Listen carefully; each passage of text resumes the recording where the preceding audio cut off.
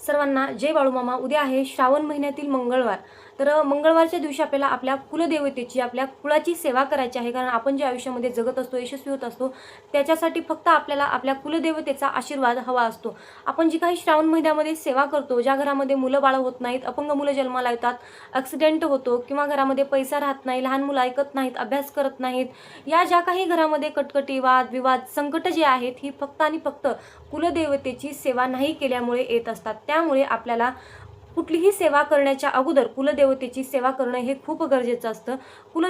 तुमचं कुलदैवत हे तुम्हाला माहीत नसेल तर घरातील वृद्ध व्यक्तींना हे तुमचं कुलदैवत विचारून घ्या.